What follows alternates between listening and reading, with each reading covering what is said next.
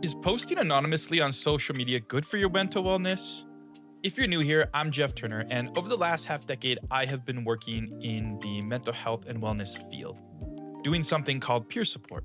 And along the way, I've come to learn that support doesn't always look the way you'd expect. One of the big conversations right now focuses around social media.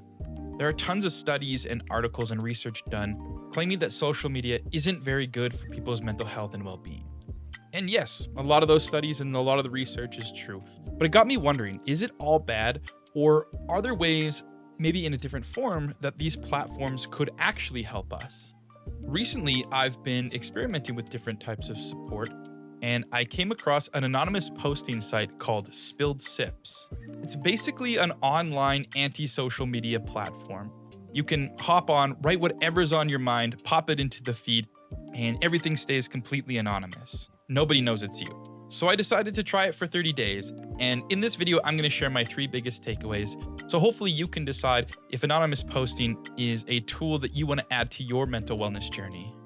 Before I begin, I just want to say that I'm not being paid to make this video. This is not an endorsement of any kind. This is just me trying something new and sharing what I learned. With that, let's dive in. So when I first started posting, I'm going to be honest, it felt awkward. Even though I knew it was anonymous, I still hesitated.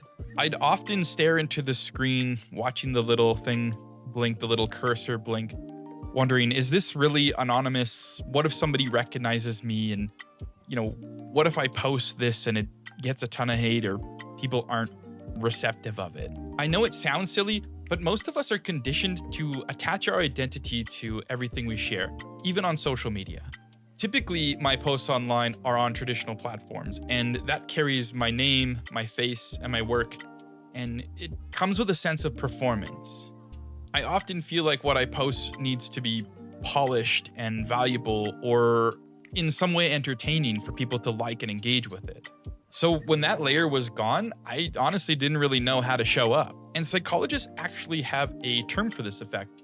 It's called the online disinhibition effect. Basically, when we know we're being anonymous, we can be hesitant at first, but eventually we feel freer to say the things that we normally wouldn't say in public. And that was the first hurdle for me, just sitting there in the discomfort long enough to actually hit post.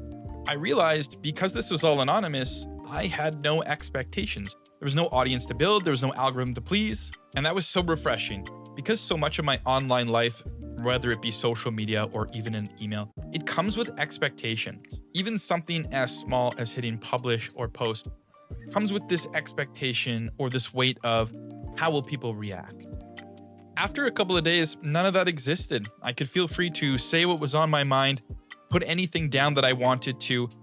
I never had to check for spelling or grammar, not that I do anyway. Hit publish, hit post, and walk away. It created this sense of freedom, like I could share without worrying about the outcome. Sometimes the most powerful support comes not from feedback, but it comes from the space to just put your thoughts down and release them. And then came the surprising part. People on the platform actually started commenting. Now, because the platform is completely anonymous, these were all strangers. They didn't have profile pictures or use their real names. And they were responding to my posts. Some people were offering advice and some people were just giving notes of support, like things like I get it and I've been there too. On traditional social media platforms, every comment, every like, it can feel like a tether. Oftentimes for me, I feel as though when somebody likes one of my posts or shares or comments, there's a strange pressure to reciprocate. Like I have to like one of their posts back or comment back or go and follow them. But on the platform that I was using to post anonymously, there was none of that. If I wanted to reply, I could, and if I didn't, that was fine as well. And in a strange way, it made the support easier to accept. I don't know about you, but sometimes I have a hard time receiving positive feedback or compliments. And it was really beautiful because I get this sense that it's people showing up not because they have to or not because they're trying to gain any ground with likes and follows. They can just show up with kindness, and it's kind of rare when you think about social media these days. As a guy who spends a lot of time online due to my digital advertising business, honestly, it felt really refreshing, and it's something I haven't really experienced a lot of online. So is posting anonymously online good for your mental wellness? Honestly, for me, yes, it can be. And no, it's not a cure-all, but it allowed me space to share without pressure and to kind of let go of some thoughts and to feel supported without any expectations or strings attached. And this whole experiment got me thinking about the other side of support. The times when we think things are helpful, but they actually end up being unhelpful.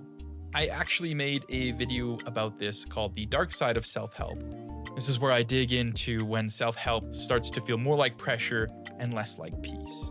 If this video resonated with you, I think that one will too. And you can check it out right here or wherever the thing pops up. I'm still new to this, so I don't know where it's gonna pop up, but it'll pop up.